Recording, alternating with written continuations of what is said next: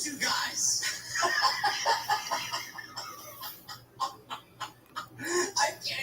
I can't even look into the camera with a straight face, man. Yeah. If I told you guys that AEW Dynamite was pulling in 500,000 viewers per week Yeah. on Max, Yeah. would you believe me? Happy April Fools, everybody! Yep. Happy April Fools! Yeah. April Fools. Boy. This is a legitimate story, a real story that went out last night for very, very weird reasons, man. The propaganda machine was heavy last night. Actual AEW streaming numbers on Max from SE Scoops and BJ Bethel. BJ Bethel.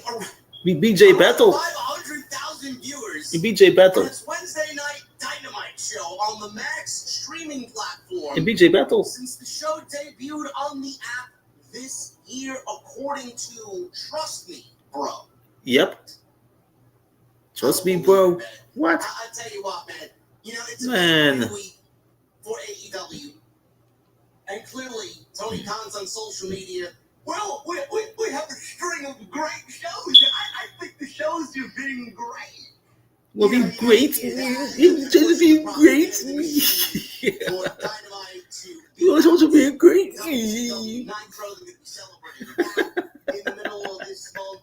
There was a story that went out a couple of days ago about how Shockwave was just absolutely canceled, and all talk of Shockwave landing on Fox. Shockwave. In their face, so they need some good news during this pay-per-view week. They want to break the cycle of bad rumors and bad fake accounts spreading negativity during their pay-per-view week.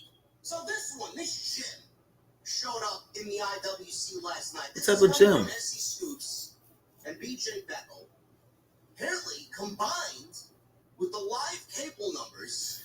This would give Dynamite an average of 1 to 1.2 million viewers per episode since it was added to the streaming service. Sure thing, man. And I hit the fucking Powerball number. I'm moving to Maui next week. Yeah. According to sources, the show is averaging around 60 million minutes watched per show, with a deviation of plus minus of 10 to 20% depending on the episode and the competition in other sports. Yeah. That week or that night. Yeah. Nielsen-style viewership numbers aren't necessarily important to streamers. No, it's not. Sure then. The minutes watched averages Why is it important? 500,000 views per episode, live plus one, meaning it takes into account viewers who watch live on the app and for 24 hours afterward. That's what's afterwards. Report, CNBC and Max, they had an article on Max saying that Max expects to reach 150 million global subscribers by the end of 2026. What did Max do? From several companies believe Max had around 60 million subscribers in the United States this year. Andrew Buchholz of Awful Announcing reported TBS had around 72 million homes in 2023. The number is expected to be lower in 2025 due to downward trends. Late last year, sources within Warner Brothers Discovery said the company was impressed with AEW's performance on TBS and TNT.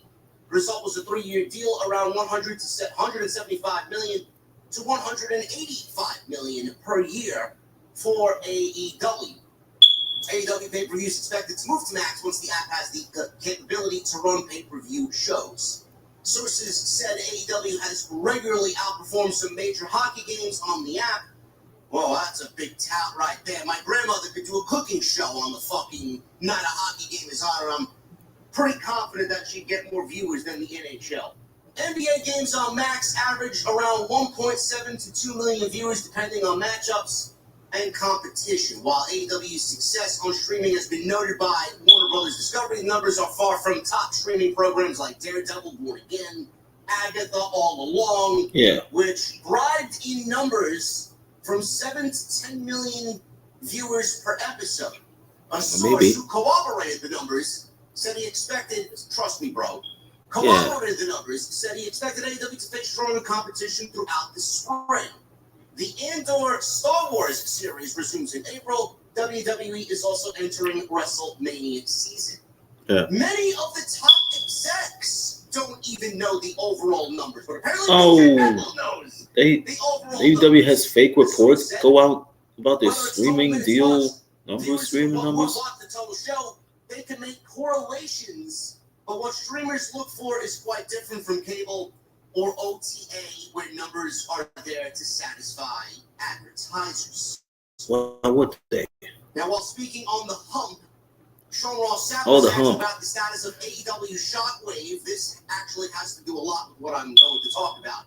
Sean Ross Sapp was asked about the status of AEW Shockwave and whether it was still happening after months of silence. He explained that it was only a pitch and a theory rather than a concrete plan. Oh, man, the propaganda machine never stops, huh? Well, the idea was brought up. No deal was ever reached, and ultimately it fell through. He says, and I quote, "It was only a pitch and a theory. It was never a concrete plan, so to speak. It was something that they brought up, but no deal was ever reached, and it ended up falling through and just didn't work out." Now, while AEW had previously filed a trademark for AEW Shockwave, Swerve Strickland even hinted at a AEW show possibly going into Fox. There was simply no indication that the show was ever going to see the light of day. Swerve was so confident that he went out there and blatantly told a group of people exactly what was going on. Play the video. First time at SneakerCon, and only got pocket. Only got a pocket. Watches the fun. Marbury and all them.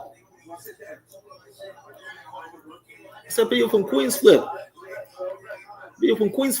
It's Swerve Strickland. That video from Queen's Flip is Swerve Strickland.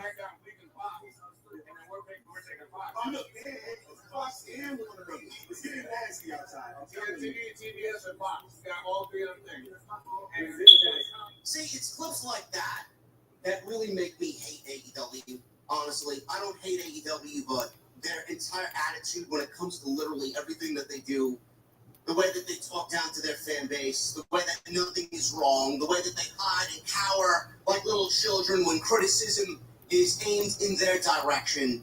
They live in a bubble, and they don't want to address any of the wrongs with their company. Everything is great. It all starts at the top with Tony Khan. We all know Tony Khan's acting like nothing happened. I don't even know where to begin. Tony Khan is acting like nothing happened, bro. I guess we'll start with this gem. That gem. Many of the top executives don't know the overall numbers. Their source said. Sources. So you don't know your overall numbers, but yet you're putting this fluff piece out, this propaganda piece out to push positivity. A little different than the norm during a pay-per-view week for All Elite Wrestling, where it's usually a negative piece. Usually hits the news feeds during the pay-per-view week. Now this is a positive spin piece. I didn't know if this was an early April Fool's joke or not. That's how fucking comical it was. Yeah, I know. Not even the top execs know the overall numbers, but here they are, giving me pretty soundly accurate numbers for AEW Dynamite on Max. And in the same report, they go on to say that 1.7 to 2 million viewers are tuning into the NBA games on Max, depending on the matchups and competition. Wow. You don't know the overall numbers, but that's a very specific range of numbers that you gave me in the same article, 1.7 to 2 million viewers, yet the top executives don't know the overall numbers. I don't understand that. How could you really put those two things, those two differing pieces in this article? Nielsen-style viewership numbers aren't necessarily important to streamers. Why don't you go tell that to Netflix? Because I have it pulled up here. The late Ravens-Texas game back during the holiday season of 2024 in December averaged 24.3 million viewers in the United States, and the early Chiefs-Steelers game averaged 24.1 million viewers, according to Nielsen. Yeah, this game busters. Streamed games in NFL history, the ratings company said. Viewership for the Ravens-Texas game peaked at the halftime show, dubbed the Beyonce Bowl, with over 27 million viewers, Nielsen reported. Yeah. Yeah, I got BJ Bethel. You want to call BJ Bethel? Need more friends than BJ Bethel. Need commercials? Some people say I got big hands. Was Telling me that Nielsen-style viewership numbers aren't necessarily important to streamers. what? Tell that to Netflix that was touting the NFL games during the Christmas season with nearly 25 million per game.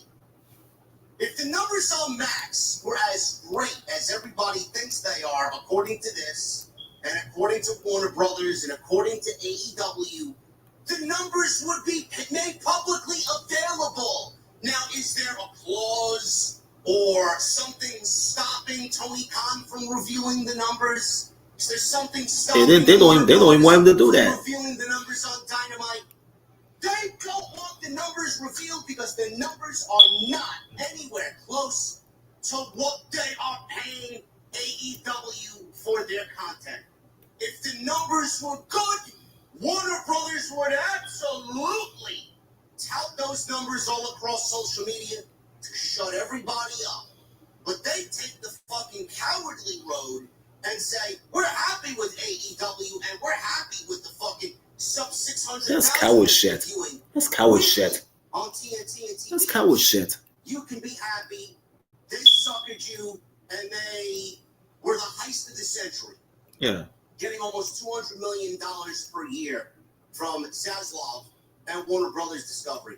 You don't think that Tony Khan... They're pussies. You don't think that Tony Khan would absolutely take the numbers... And that's what guys are pussies. They're dicks. All over social media. This guy, for the first 5 years, was all over everybody's Twitter feed about percentages. They're up in the demo. They're up in the total viewership. Yeah. He would go on to compare numbers to NXT. For 5 years, this man made the ratings outrage on social media a thing, and people are still talking about it now. Do you know who's not talking about it anymore? Tony Khan, because his numbers have dwindled 41% in the 18 to 49 demo since 2023, and 39% in the overall viewership for the show since 2023. That's why he hasn't said the fucking thing, but we are here believing BJ fucking Bethel and SE Scoops about an obviously fluff piece, propaganda piece to make AEW look better than they are in the light of their great string of shows going on into the spring and summer months. I don't believe how anybody reads this shit and believes a fucking word out of these people's mouths. How they read it? You know, that's pretty accurate there. That's a pretty good estimation that they put out there. 60 million minutes watched per show, says BJ Bethel. And it's SE Scoops. How they get 500,000 is beyond me. You're probably wondering how they got 500,000. Folks, if you don't know that there is some sick and twisted narrative, people are paid off in this community to make AEW better than they are. This is only one example. I'm not going to sit here and give you the other examples. You have eyes, you have ears, you have a brain. You see who tweets, you see the engagement farmers on social media, Yeah. and you see the way people act on social media. You can find them if you are looking hard enough. 60 million minutes watched per show. That is a very specific number there, Mr. Bethel. Do you want to know how they came to this number of 500,000 per episode on Max, folks? All you need to do is take the 60 million minutes, use a calculator, divide 2 hours of Dynamite, which is 120 minutes, 60 minutes per hour. You take 60 million, you divide it by 120, and lo and behold, you get 500,000 viewers per episode. Gee, man, do you think your fan base is that fucking stupid? Do you think people like me and everybody else who does this shit for a fucking living 7 days out of the week, do you take us for fools? Honestly, this is absolutely false in every sense of the word. How do you believe? I mean, they are so low. They are so in their fields. They are looking for anything to grab onto. Because they know, even the fucking fan base knows that this show is down, this company is down in the fucking dumps. You want me to think that they're barely pulling 600,000 viewers on TNT and TBX, and they're doing the same number on Max? You want me to sit here and believe that they're pulling in more viewers than at the height of their run when CM Punk first joined the company? You mean to tell me that you believe that this company is pulling in more viewers now than when Punk was there? I don't know how you think that this is a legitimate story. I don't. They're drawing 2,500 per venue? Less than that per week? Yet they're doing 1.2 million viewers across TBS, TNT, and Max. Here's your thing. The interest is down on social media. They can barely generate any fucking interest, any storylines that make sense. Everything in the company is trending downwards. They lost half of their fucking audience since when Punk was there. Your television hasn't even been remotely close to good as when Punk was there. And you mean to tell me that they're doing more viewers now than when Punk was there? They're dumb. They're Folks, mental. listen. E-drugs are You can mental. read and watch and mingle with whoever you want in the community. I am simply taking this to prove every part of this as a fabrication, as false. Nobody knows. I mean, E-drugs are many mental. top executives don't know the overall numbers. Yet we got 60 million minutes. We got 500,000 per episode. We got 1.7 to 2 million viewers to the NBA games and all this other shit. Yeah. Netflix revealed their overall numbers for the 2 NFL games during the holiday season in December. If the numbers were good, Max would release them, Warner Brothers would release them, Well, and most importantly, Tony Khan would release them. The It fact would. that they have not been released means that the numbers are fucking garbage. I guarantee you the number is less than 50,000 people per week. If that's me being generous, by the way. 500,000 per week is fucking laughable on Max. What are you fucking kidding me? I don't know how anybody believes this story. This company wants so badly to look good. This company wants so badly to be looked at by everybody as succeeding in the light of their failures. Because that's exactly what they've been doing, failing. Tony goes on social media, we're great streaming shows, and we're going to beat WCW Nitro. I mean, all of their priorities are fucked up. The only thing that they don't care about is booking a show that makes sense, that is watchable on a week-to-week basis, consistent on a week-to-week basis, that gets the casual fan excited about what they are creating. They can't even be bothered to do that. Everything else, look at our numbers, look at our fabrications, look at us. We're beating Nitro on April 16th. We got a string of great shows. The Death Riders is still going on 7 months after its inception, and it's killed our company. But look at our great show. We lost 41% of our overall audience in the 18 to 49 demo. Look how great we are. The one guy we let go, and kept Jack Perry, the Young Bucks for, he's main eventing WrestleMania. Look at how great we are. Swerve going out there and saying that Shockwave was going to land on Fox. Yeah, we're getting on Fox. They did that blow up in their face. They want to think that they're big league, but they are nothing more than a fucking indie with a billionaire's fucking bank account, and they still come off as Bush League. Give me a fucking break. Just be careful about who you're reading, who you're watching, who you're interacting with, man. There's a lot of bad, fake fucking bullshit going on out there. But then when I get my piece and I state my opinion, I'm the one that's bad faith because I don't agree with what they're doing, and I'm not a sicko. I'm not on their team anymore. Meanwhile, I keep saying this, and I say this every Wednesday. I've been with this shit for 5 years. If you don't believe what I have to say, and you don't take what I say as credibility, for 5 years I've been covering every fucking show they've done. I don't know who you are going to believe more so than me. You guys know I would not steer you wrong in this at all. This is bullshit. This is an obvious April Fool's gag. There's no fucking way they're pulling in 500,000 viewers. What a disgrace. The company just continues to embarrass themselves at every twist and turn.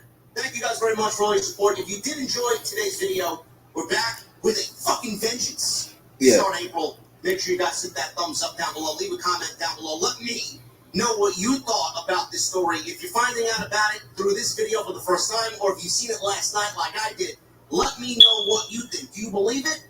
Or do you think that this is one elaborate April Fool's gag for AEW Dynamite during their AEW Dynasty Week, pay-per-view week in Philadelphia? Go check out the Monday Night Raw review from last night. Great stuff over there. We talked about the Cena Cody stuff. Gunther Jey Uso, great show last night from London. And I will be live tonight with the Solid Monster, Tuesday night, Titans Live, right here on the channel. Make sure you guys hit that subscribe button on your way out. And I'll see you tonight live with the Solid Monster for Tuesday Night Titans, right here on Off the Script. See you guys. Google still tracks you in incognito mode. Use DuckDuckGo, a real private browser.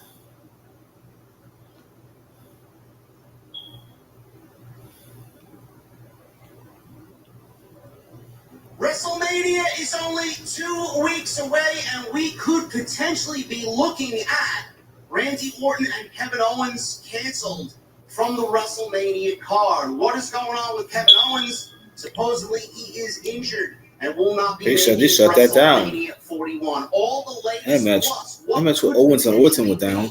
Kevin Owens being written off television tonight on SmackDown, right here on Off the Script. Also, plans for Rey Fenix. What is going on with Rey Fenix, and who is he supposed to debut against? And we have news on King of the Ring. WWE not bringing back King of the Ring as a PLE this year. All this and so much more right here on today's Off the Script for April 4th, 2025. We will start with King of the Ring. One of my favorite gimmicks of the entire year when WWE actually does it.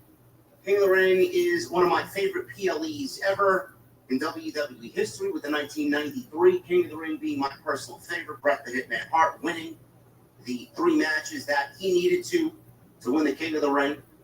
WWE took King of the Ring and axed it in 2002 because Vince McMahon thought, due to declining buy rates, nobody was interested in seeing such a gimmick and such a tournament take place on their television show. He said no to that. Since then, WWE has had several tournaments on television, network specials, up until 2024, where they brought it back and made it a PLE with King and Queen of the Ring.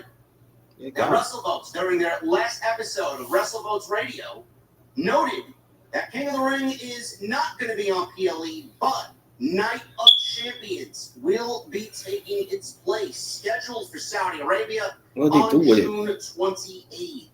We have details regarding another PLE, says WrestleVotes, this time coming to Saudi Arabia. The event will take place on Saturday, June 28th, and as of now, here's the real news. It's titled Night of Champions, not King and Queen of the Ring as it was last year. Wow. So King of the Ring, currently not on the schedule. We return to Saudi Arabia on Saturday, June 28th, for the only PLE in Saudi Arabia this year, titled Night of Champions. Yeah. End quote. I was wondering where and when the next Saudi show was going to be. Some people said that it may be towards the end of the year, like they did with the show Crown Jewel, I think it was, the Crown Jewel Championships. That was right before Survivor Series. People were thinking that it may be similar to that this year. It looks like they may be doing that Crown Jewel Championship here on Night of Champions, being that it goes along with the name of the show. June 28th is the next Saudi show. We're only getting 1. Next year, we're getting 3. So it's a nice trade-off. We don't have to worry about Saudi for the rest of the year past June. But then come January, Saudi's getting the Royal Rumble, and then we will be getting 2 additional Saudi shows in 2026. So if you guys don't like those shows, brace it. It's coming in 2026.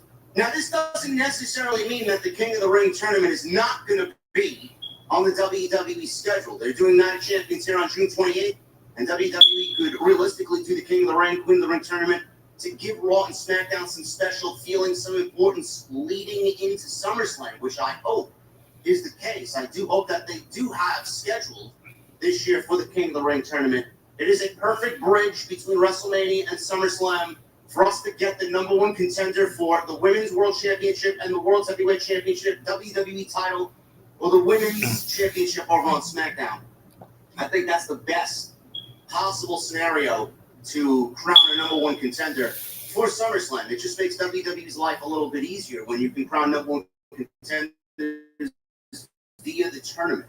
So I hope that is still the case. I don't mind seeing it on television. Maybe WWE could be a little bit adventurous this year and kind of tweak the rules and make it a round-robin tournament. I would love to see something like that. I think WWE, if they ventured and did something like that, it would be great television. Yeah, I'd like to see that's them all great. kind of do something like that, take on the G1 or what AEW does with the Continental Classic. I think that would be very good on WWE television. Probably not more of a single elimination style tournament. WWE usually keeps it simple, but regardless, I'd like to see it back at least this year as a bridge between WrestleMania and SummerSlam. But it won't be taking place on APLE. Night of Champions will be taking place on June 28th, which my prediction also will sidebar. I think Goldberg will be retiring in Saudi Arabia. I do think that he takes the match against either Braun Breaker or Gunther, and he retires in Saudi Arabia at Night of Champions. So we will see what happens there. Or it could be SummerSlam, Night of Champions, Saudi, or SummerSlam, I think, will be Goldberg's retirement match for WWE.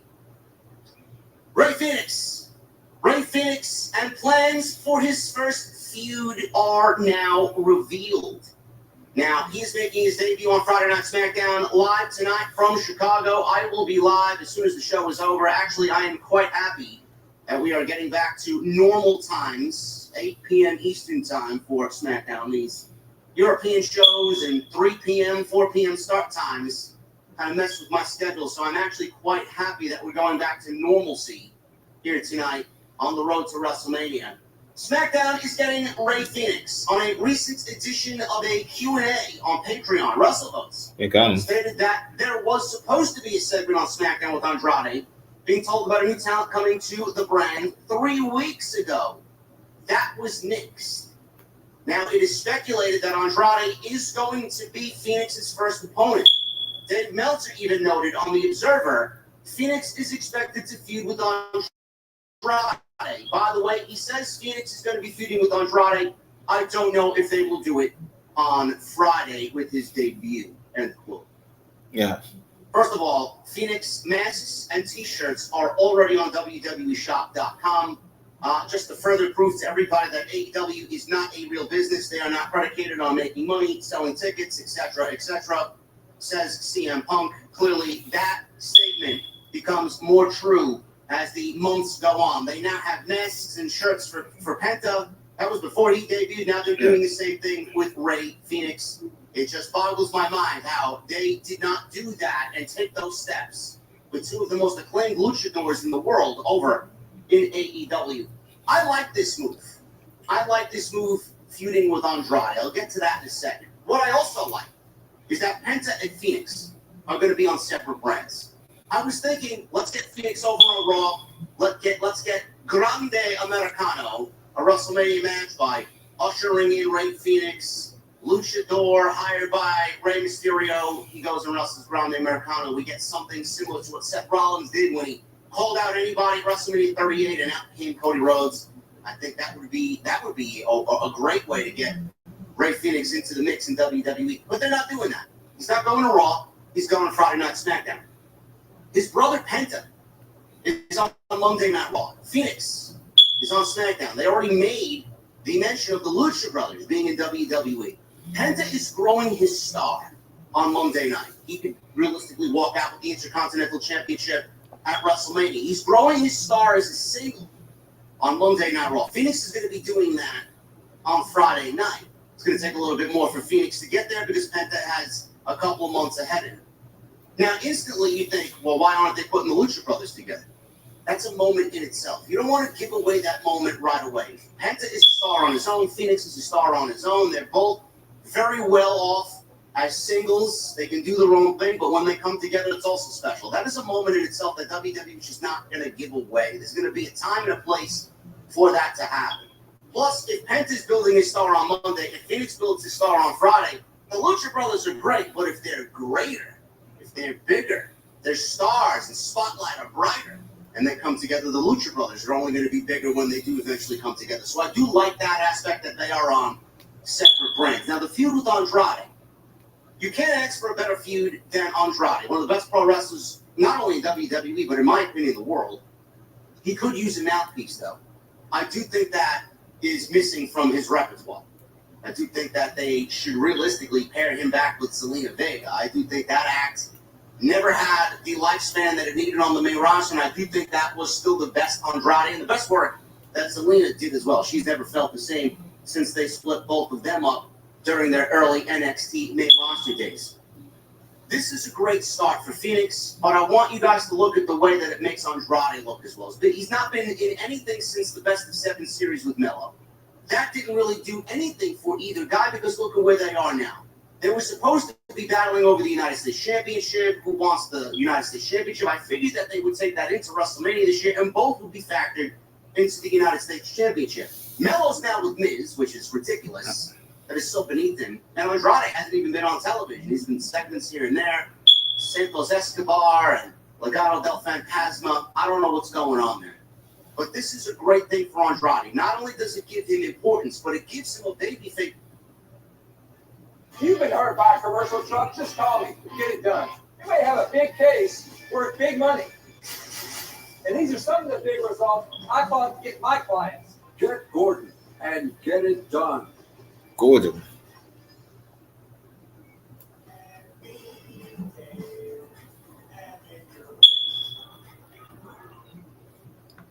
I'm gonna get it done.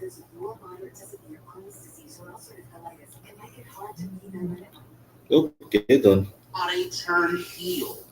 Now, what I mean by that is, I mentioned the Zelina Vega aspect. I'd like to see them come back together as a pairing. I don't know if that's a possibility. But this is an easy shoe-in for Andrade and WWE. WWE Creative has an easy storyline here. Andrade is easily overlooked. Andrade hasn't been given the opportunities. Andrade is one of the world's best luchadors, quote-unquote, or Mexican talents. And WWE continues to bring in Mexican talent. They got Santos. They got Rey Mysterio, Dragon Lee. They got Phoenix and Penta. Andrade's value is dropping while WWE continues to bring in all these other names. Andrade is now easily overlooked because everybody else is talking about these other names and not Andrade. It would give him an easy storyline to come out here and turn heel against Rey Fenix because he's overlooked and he feels that the top luchador spot WWE belongs to him and they need to go through him to get it. That would be a great way to get him back into where he needs to be on the main roster. So I do like this. I'm very much looking forward to it. The fact that they nixed it 3 weeks ago, they very well could do that tonight. We don't know if it's going to be backstage segment. We don't know if it's going to be his first match, Phoenix against Andrade, and it leads to something more afterwards. We don't know, but I'm excited to see it. They are in Chicago, a city that knows Rey Fenix very well, and I'm very much looking forward to seeing what they do with Phoenix here on WWE television. Kevin Owens. This is not good news, and this is not good for WrestleMania. Kevin Owens is dealing with an injury ahead of WrestleMania 41. Now, this does not mean that Kevin Owens is going to be off the card. This does not mean Randy Orton and Kevin Owens is canceled. We don't know anything yet. This is coming out as of a few hours ago. Kevin Owens has been concerned regarding his status for WrestleMania 41, where he is slated to work with Randy Orton. Oh, that's in danger. There's been a few months in the making. PWN, which is Pro Wrestling Nexus, which has broken stories in the past, is reporting that Owens is dealing with an undisclosed injury and has no timetable set for a return to action. With Mania just over 2 weeks away, the injury puts this match in jeopardy. It was said that the alternative plans for Orton have been discussed, but a decision has not yet been made. Owens last wrestled on March 1st at the Elimination Chamber against Sami Zayn in an unsanctioned lights-out match. It's unclear when the injury happened, although his match with Zayn was brutal and violent, so one would assume it happened there. That is all we know as far as the injury. Now, Dr. Chris Featherstone tweeted out today that Kevin Owens will address his injury tonight on Friday Night SmackDown and address his WrestleMania status, if he will be there or if he's going to miss WrestleMania 41.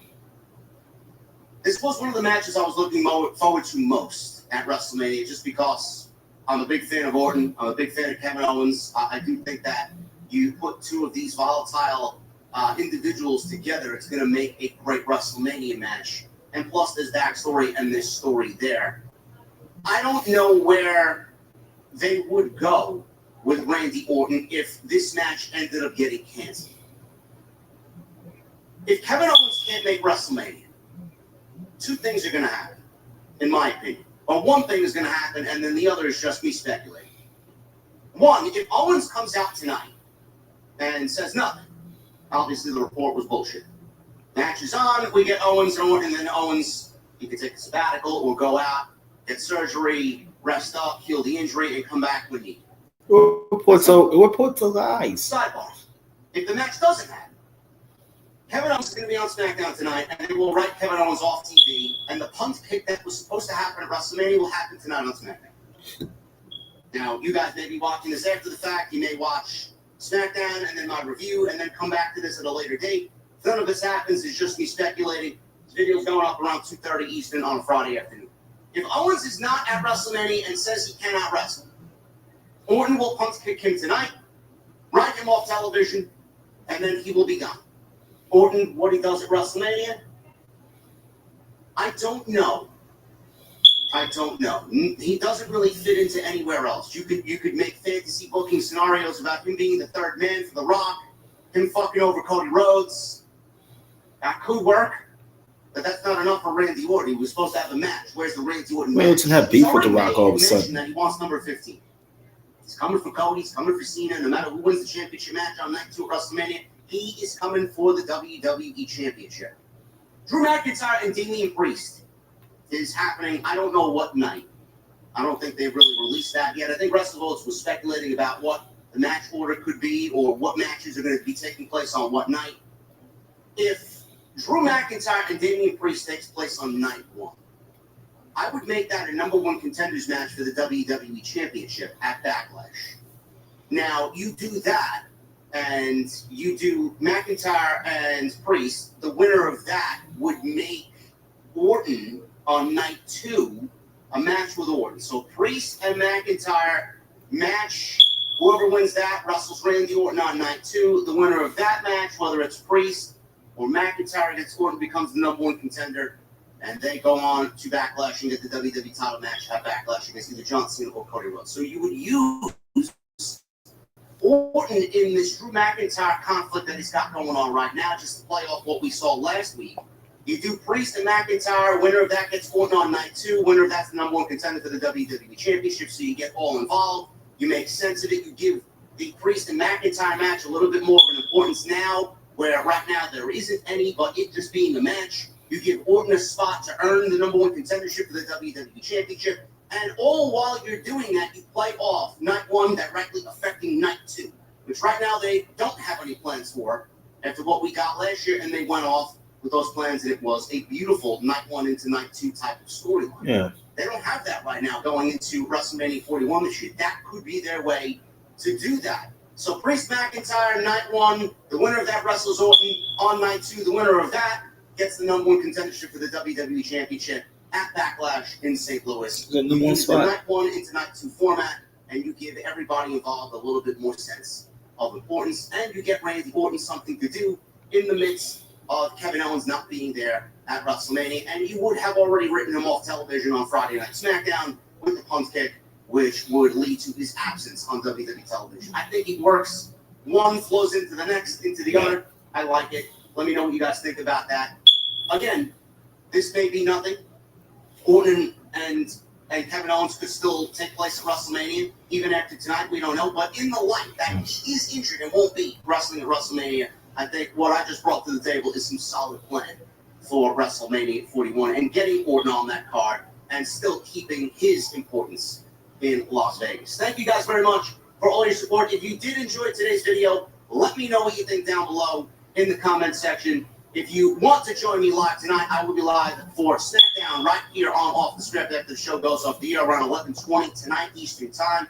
Going to be very happy to join you guys at a normal time once again. And if you did enjoy the video, please leave a thumbs up down below. Helps us out in the YouTube algorithm as always. And be sure to hit that subscribe button on the way out. I would love to get to 168,000 subscribers before we hit WrestleMania weekend. Thank you guys very much. I'll see you tonight live right here on the podcast with the SmackDown Post Show on off the spreads. I'll see you guys later.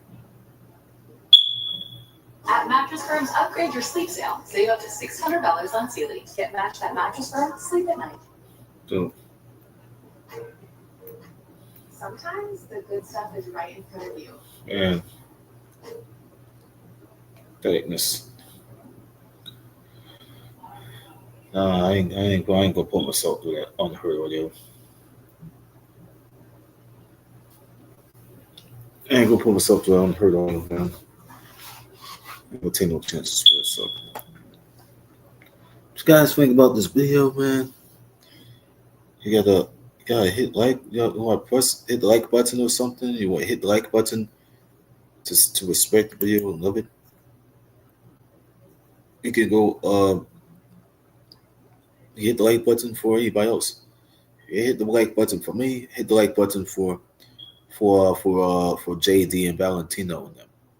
So hit them likes up respectively, and you will see what you can do. You can like, comment on my video, say anything else. I don't even mind. Let me finish with this video to get myself through that day. I got more business to take care of anyway, at least tomorrow. I just got off from taking a bath, so I will take a bath after I'm done with that video. There's somebody watching the Boys in the Hood movie. The Boys in the Hood movie. It's like 2 hours of me watching it. Kind of led to something else. They didn't do it. Did they probably do his thing? I might do live shows based on movies that I do reviews on, like Locked Up, Little Bitches. What is it? 18-year-old virgin. You know what I'm saying?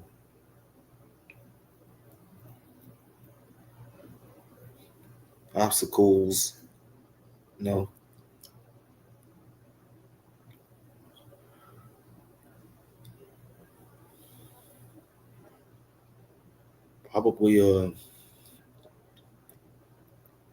Probably Bachelor Night. Frat Party, you name it. Well, soon I might do live shows based on a few of those movies, if it's possible for me to do it.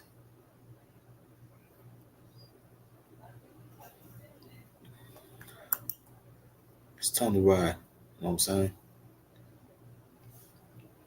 Check with y'all for like another week or something. 7/16. I can't even play my Ghost Recon Wildlands game because it was too late for me to go play it.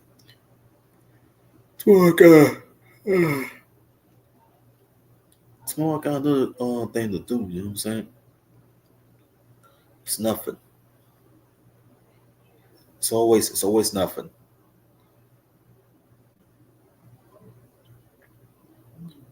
See you on the next video. Probably on another weekend. I'll probably Sunday. Probably Sunday. I might do a live show based on WoW. You never know. I might have to do it just like I did with the with that BCQ show and WoW periodically. You know, I'll do a live show based on WoW at least on Sunday. See you on Sunday.